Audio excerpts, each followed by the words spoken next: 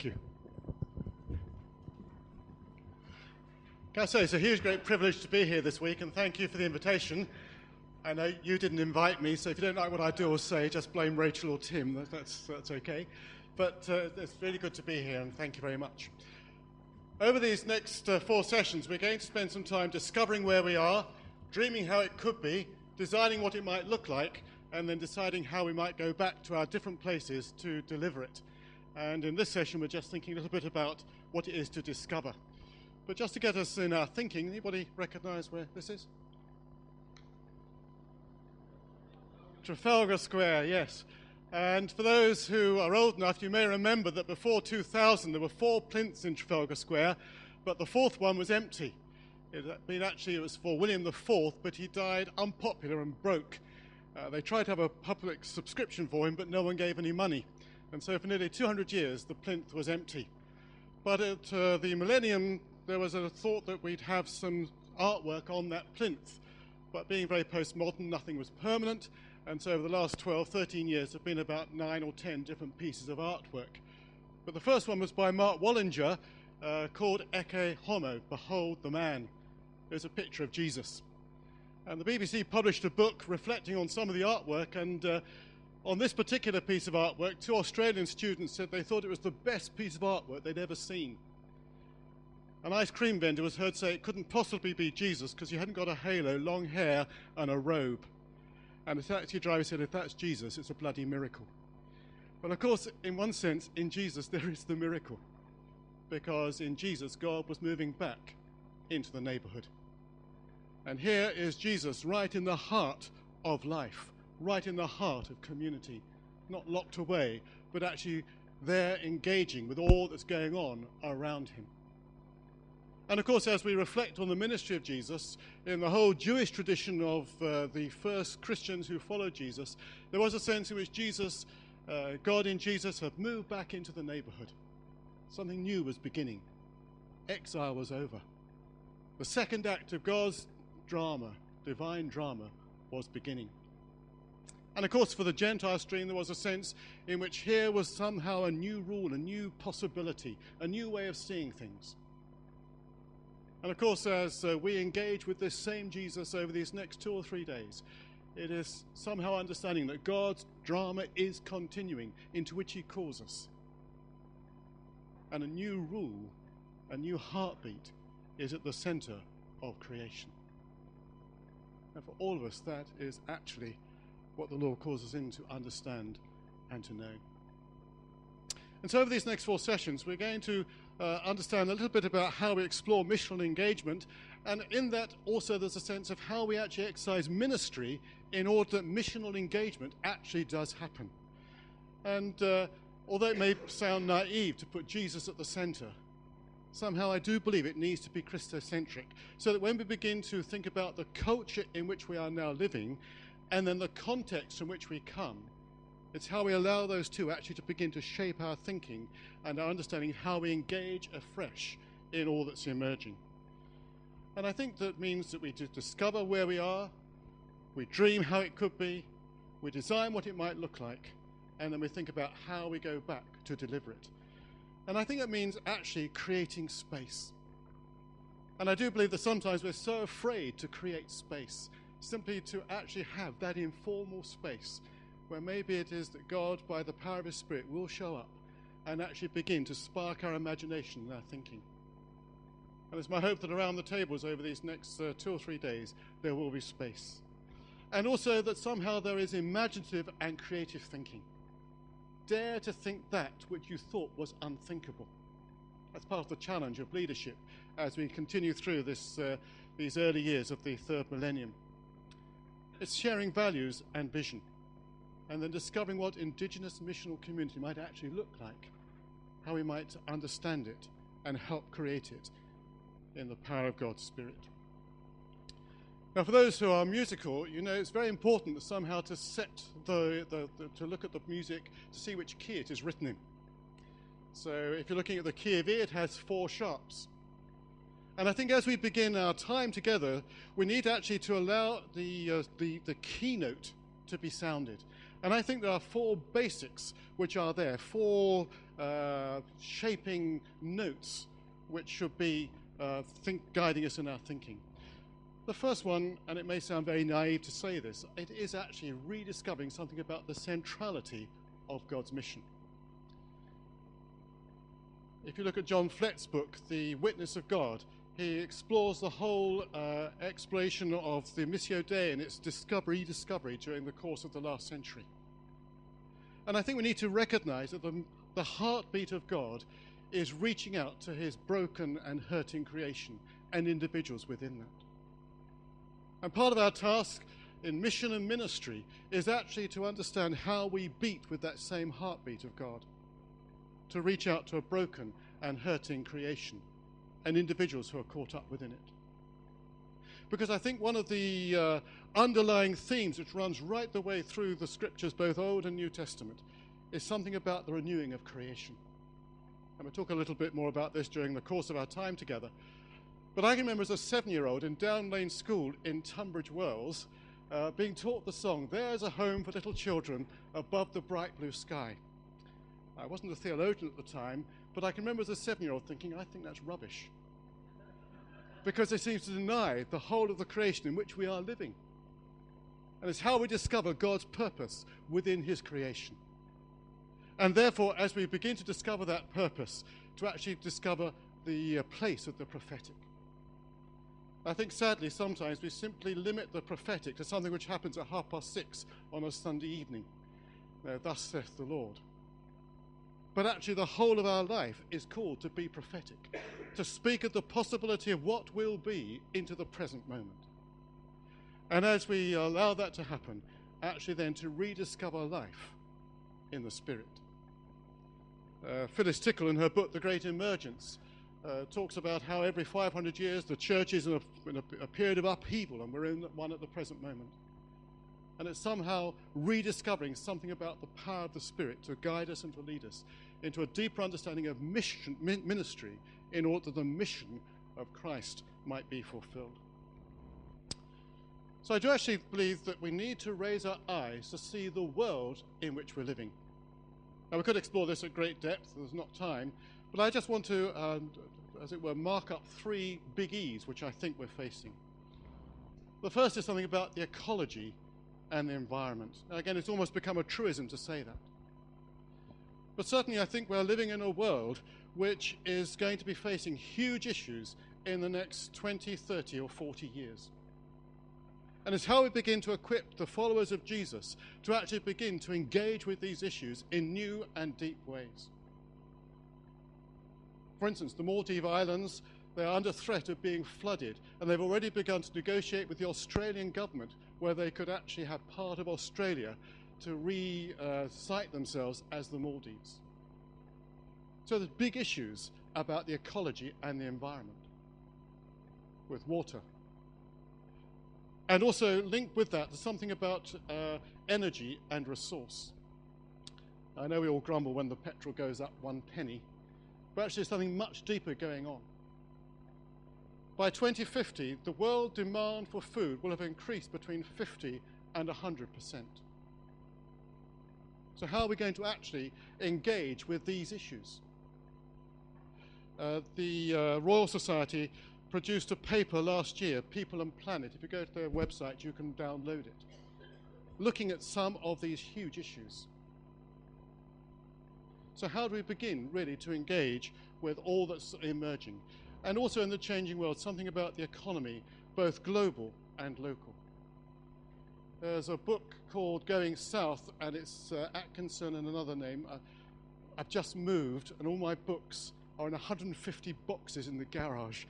So I've got to go home and unpack them at some point. But I'll look up the names of the authors. But basically, they look at the British economy, or the English economy, over the last 100 years since the outbreak of the First World War. And they say by 2014, the British economy will be the equivalent of that of a third world nation. We've been working with the Seed Centre at Hope University in Liverpool, and there they're saying, the economists in the university are saying that by 2016, politicians themselves will recognise that growth is no longer a possibility. In 1914, there were 2.5 billion people who walked the planet, and therefore the environment could be subservient to the economy. But now that's reversed. We have 7 billion people at the present moment, and by 2050, there'll be 9 billion people walking the planet. And James Martin, if you go on his website, he set up the James Martin Institute in Oxford, has said at the start of the 21st century, humankind finds itself on a non-sustainable course, a course that unless changed will lead to catastrophes of awesome consequences. At the same time, we are unlocking formidable new capabilities that could lead to much more exciting lives and glorious civilizations. He wrote in Oxford Today, the magazine for Oxford graduates, about 18 months ago. He says, already around the elite dinner parties of Oxford, the conversation is who will be thrown off the planet, which part of humanity will be discarded in order that some might live. So it's a huge issue. So how do we, as those involved with ministry and mission, begin to engage with these issues to equip God's people to live? And also, it's become a truism, but we are facing a changing culture. The way that humanity perceives and relates to reality is changing, and therefore the mission context is vastly different. I was brought up in the 1950s, and I knew that Jesus was calling me into some kind of ministry when I was 7. Didn't think it would be up front because I was quite shy and quiet as a child. But by the time I was 15, I knew it was the ordained Anglican ministry. The rest of my time at school and university was working that out. But what was interesting is in the 50s, it was very propositional. A, B, C, D, and you're in. Admit, believe, commit, do, and you're in. But that's just not where people are now. And I think we need to recognize that we're in a time of rapid and radical change. Now, again, that's become a truism to say, but it is true. And therefore, how do we equip God's people to live with a stability in the midst of change? And not simply retreat into church because they cannot cope with the change that's going on around them. I had a bishop, I won't say which diocese, say to me last year, Chris, most of the parishes in my diocese are local clubs looking for chaplains.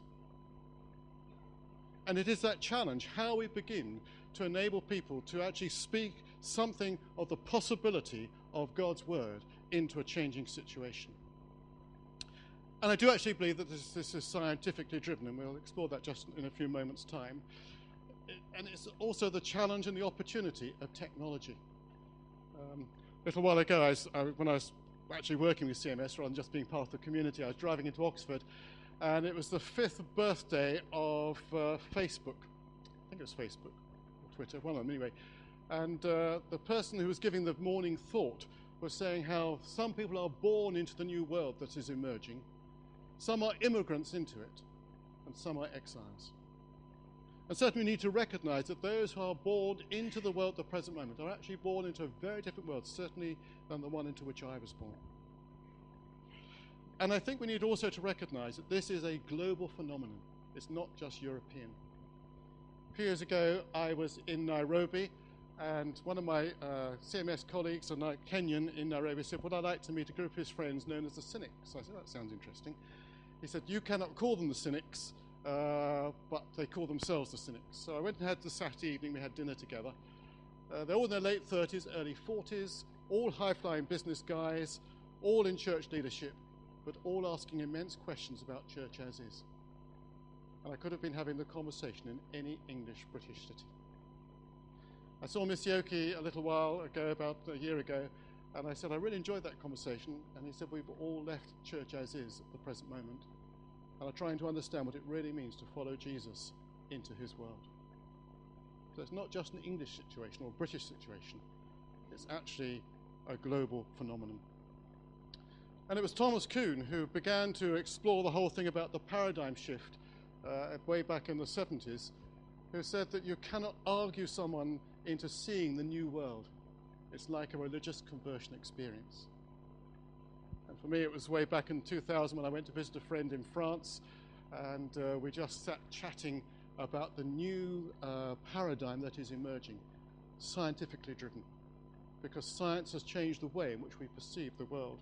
And Max Planck, who was a German physicist 10 years ahead of Einstein, He said at the beginning of the 1900s, the old order is passing and the new is emerging. And over the last 100 years, what we've seen is the whole understanding of relativity come out of the scientific academy and gradually filter down until it affects the whole of culture and society. So people just sit and think, I'm a relativist, but there is now no absolute truth. And therefore that changes the way in which we engage in mission and ministry. So all this leads to a changing mission context. And I think the change is expressed by the fact that we're moving from a majority to a minority, from settlers to sojourners, from being privileged to actually having to live in a plurality, from control to witness, from maintenance to mission, and from institution to movement. And I've just whipped through those very quickly, but they're on your notes. And I just think these are some of the things which we need to be exploring, because the whole world is changing. So how do we encourage people to engage with this world and equip them through ministry to understand more deeply what it is to share in God's mission? So therefore, as we move forward, I think there are three foci. Firstly, participation. How do we actually share in the mission of Jesus? Mission is not a secondary activity which we do on behalf of God. It's actually being called into the heart of God to live for him and to be shaped by him. As you said at the beginning, I do believe it's prophetic. How do we speak about the possibility of the new creation into the present moment so that people can have a foretaste of what will be? And thirdly, as promise, how do we live the new life of Jesus? How do we equip people to live in a new way, shaped by a new culture, a new set of values? So therefore, we're going to spend some time discovering. But before we do so, Julian Hubbard's going to come and just share some insights as he thinks about the reshaping of ministry.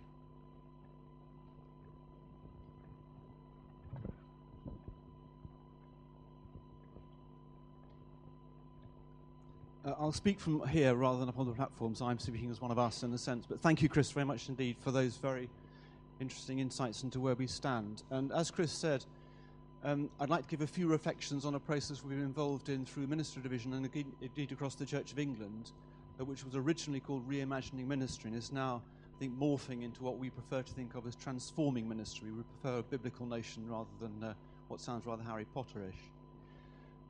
Just imagine the task.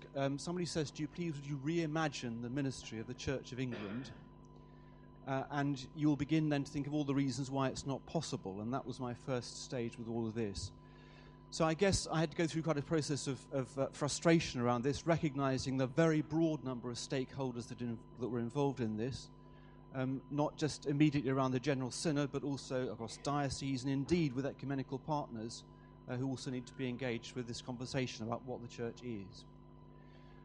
So the dream really goes something like this. We are to think about the ministry of the Church of England. That's not intended to be an exclusive notion, but we have to work from where we are with the task that we were given. First of all, church. Dreaming about what the church might be, and secondly, dreaming of what the church might be in England, not because we're not part of a global community, not part of a wider reality across the British Isles, but just because that's where we are at the moment. Now, we've heard a number of reasons for the necessity to reimagine, to change, transform, to move on in terms of church life. And I'm sure we're all familiar with the concept of the burning platform. You know, you create a reason why it's not possible for those standing on the platform to stay on it. A couple of ways of doing that we've heard already today. One, Martin speaking specifically about the ways in which church is changing, the pressures especially upon resources and people and the demography and all that kind of thing.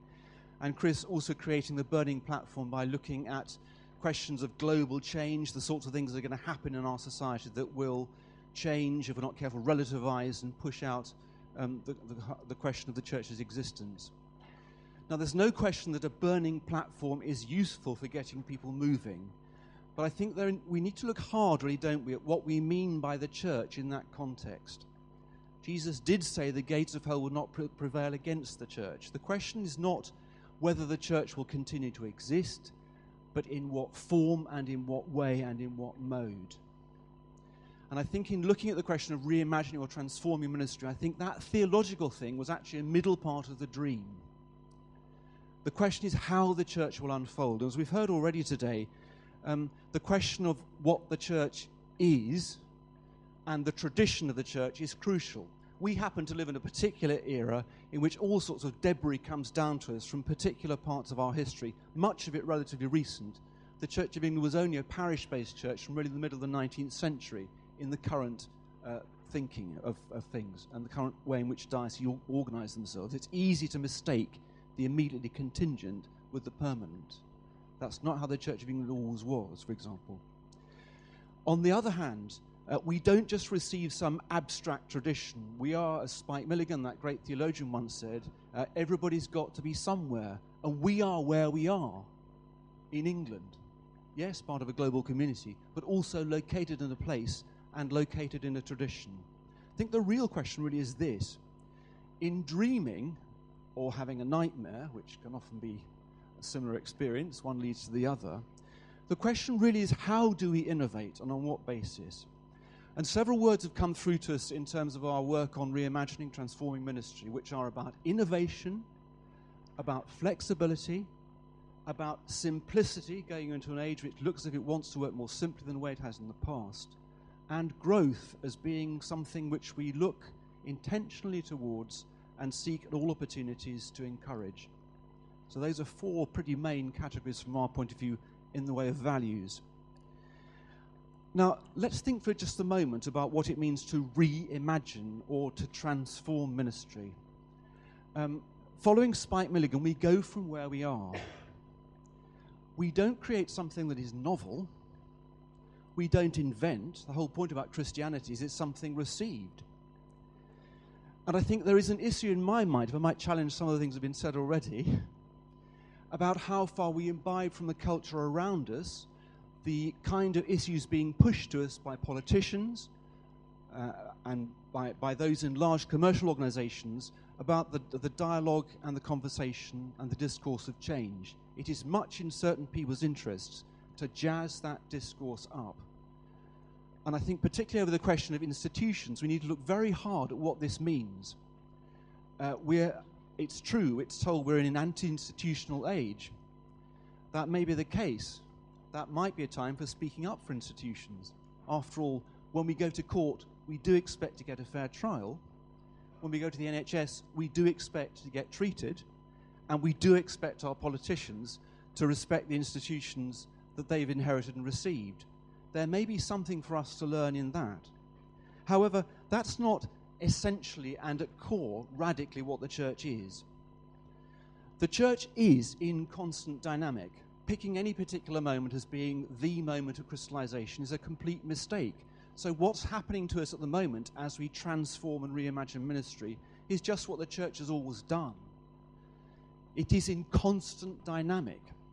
Where is the place you would point to say that is, abstractly, the definitive church? However, there are some things that remain. What is the church radically, I think we've had to ask in looking at the question of reimagining ministry. What is the church radically? The church is the place where the things of Jesus are known and made alive. It is the place where the Spirit operates. It is the place where the things of Jesus become alive through the operation of the Spirit, making Jesus present now. I think with an understanding like that of what the church is, this gives us huge latitude in the way in which we develop and unfold in the way in which we organize and order the church which we have. And we've already heard comments like mixed mode, mixed method and mixed economy. Entirely right. You know, where God calls out communities, they should be acknowledged and helped and encouraged. There's no question about that. So one of the first concrete things we wish to do as part of our reimagining, transforming ministry process is to encourage as much local reflection and planning and open-minded, radical thinking about what the church is and what it may be at that local level, which in Church of England terms means in diocese, gathered around the bishop, and dioceses where reflection and conversation can take place in the context of that community. Because the church exists in several modes in our society. It exists as an organization, and we know all about that. We have to look at resources and the way we order them. It also exists as an institution which keeps the identity of any community through time in an integrity. But fundamentally, a church is a community, whether it's over a larger area, a global area, whether it's over a more local area, such as a diocese, or in a local place where people gather. And I think in terms of what we wish to do in reimagining ministry, we wish to encourage that sense of empowerment at local level for churches to unfold in response to the demands of mission where they are, listening to the Spirit of God in the place where they are and unfolding in that kind of way. Now, there are some concrete things that flow from that in terms of particular ordering at the moment, and I'll just mention two of them and I'll shut up. We are very concerned, I think, through the transforming ministry process to encourage a strong mission aim and mission direction for the church. It's plainly obvious from the very beginning that's how the church is. It exists by doing that. And if we are reappraising that at the moment, then all to the good. And we are particularly concerned that the form in which the church shapes itself at the moment is too heavily clericalized in terms of its ministry. We are looking to encourage more the development of lay responsibility in all its forms, lay formation, lay participation, a proper participation of the laity in governance, a proper participation in the things of the Spirit and in worship and all the other pastoral, spiritual, evangelistic acts which we expect the body of the church, the laos, which is what it's called properly for the whole body, to exercise.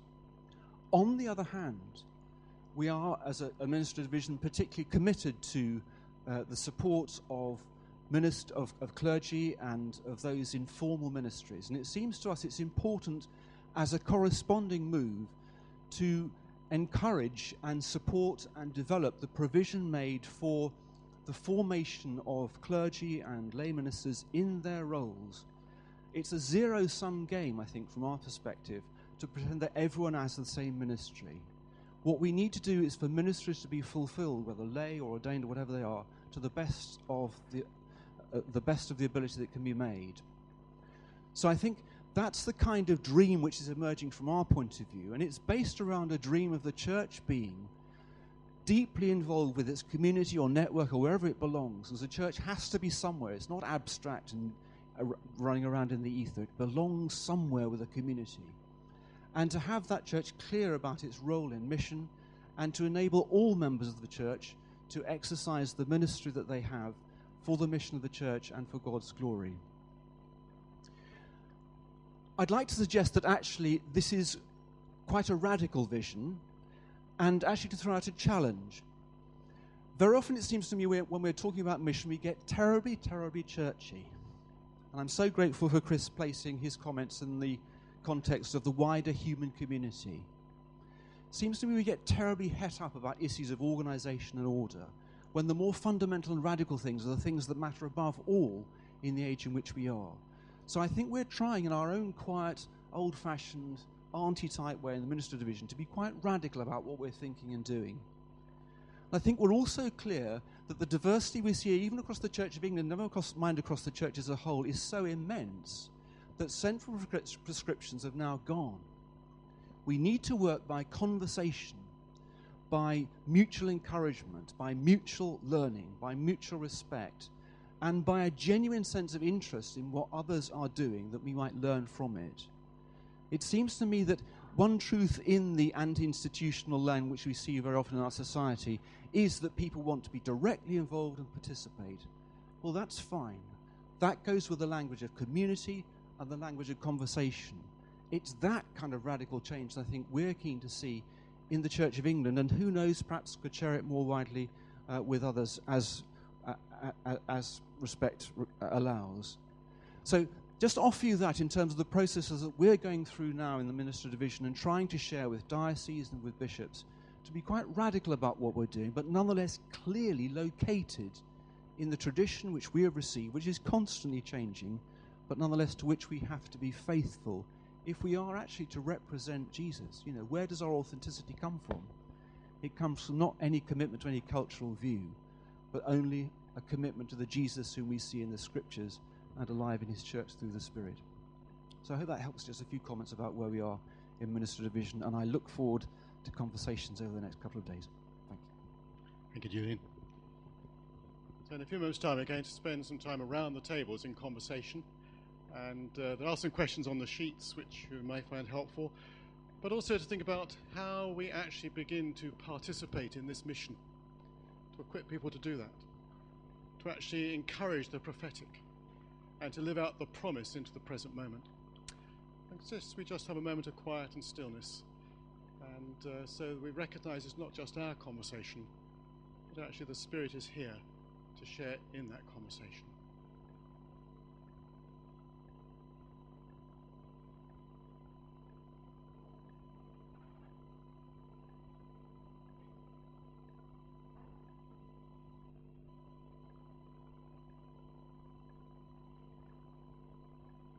So, Father, we simply pray that you'll come and then.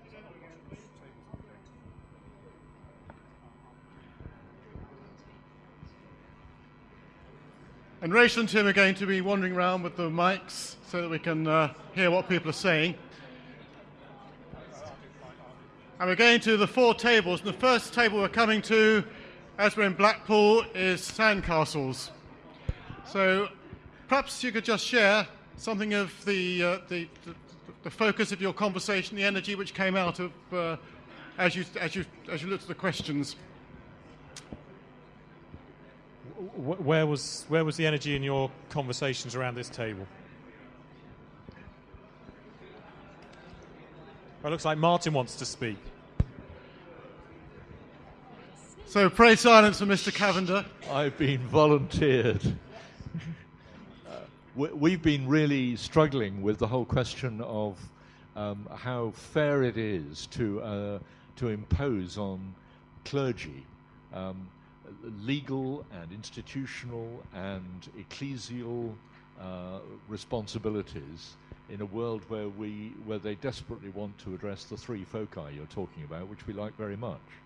And we really, I mean, if we're going to be seriously talking about the sort of ministry division radical approaches, then they've got to be an awful lot more radical than anything we've heard so far, really. Yeah. And they've almost got to be, if you're starting from here, would you do it the same way, as Alan Hirsch would say? There's something going on here. I've said enough. Yeah. Thank you, Ashley. Well, let's hold that. I mean, I think we need to remember the word radical means going back to your roots. And so it's really trying to rediscover what it was that inspired and shaped the early Christian community, but then to understand how we live that out in our current culture and context. So thank you, Sandcastles. 5 alive.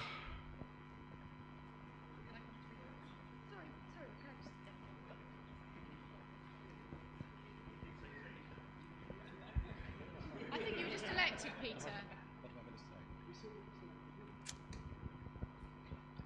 Maybe we picked up the same sort of thing slightly differently. We wondered why the leaders needed always to be ordained, and we also wondered whether there is an issue that the church is focused primarily on the clergy, the stipended clergy, because they are the employees rather than because they're ordained. Yep. And we felt the language of clergy versus lay was not always a helpful one to be separating, because actually what may be going on is it's about the people who are employed by the organisation who retain too much power in the decision making, and almost all of them happen to be ordained. Yeah. We also wondered where the prophets were and why the Church of England hasn't ordained any. Good question. And again, I think several of us wanted to go back to reimagining because we felt transforming was too cosy a word. Yeah. And probably this needs a deeper and more radical re-looking at first, and transforming felt a little bit too as if things are broadly all right, but we can change them a bit. Yeah. Let's hold. Someone said the Church of England has only given 2 words to the English language. They're both pejorative. One is parochialism, meaning narrow and small-minded. The other is laity, meaning bumbling amateur. So, I do think we need to understand what we mean by the laos, the whole people of God, and to explore that more fully. Yeah. Team 2.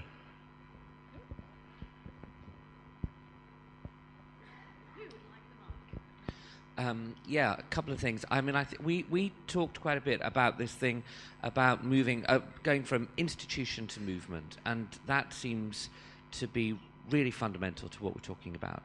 And then I think, linked to that, therefore, ministry becomes about the whole people of God, and not just those who are employed or ordained.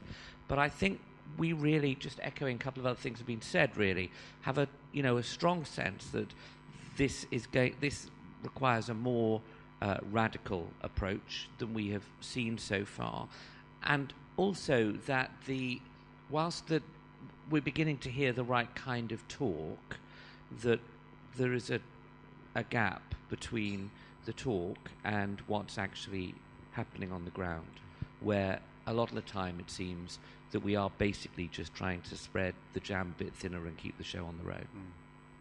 Thank you. And Trisque phobia, scared of 13.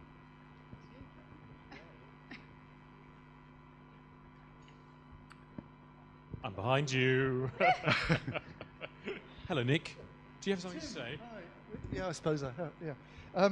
One of the things we were talking about was a longing for a church where people had a real spirituality, where the sense that was that the church enabled and encouraged real encounters with Jesus that were life transforming, and the discernment that needs to follow, and the enabling and the daring of ministry to trust that God will do what God will do in people in their lives when He's with them and meeting with them. Thank you. Well, if we just hold those thoughts and allow them then to go on continuing to shape our conversation over the next 3 sessions as we begin to dream and to design and to deliver. And I thought it would be helpful if at the end of each session we just spent a moment in quiet and meditation and reflection. Some of you will know this picture. It's by Stanley Spencer, and it's from a series called Christ in the Wilderness, and this is Christ in the Wilderness, consider the lilies of the field. Well, I think it looked more like daisies, but that's what he called it. I love it because here's this great global Christ wandering around the place, bringing life. And you can see where life has already been brought, where flowers are bursting into life. And you can also see where there is still desert, where life needs to come.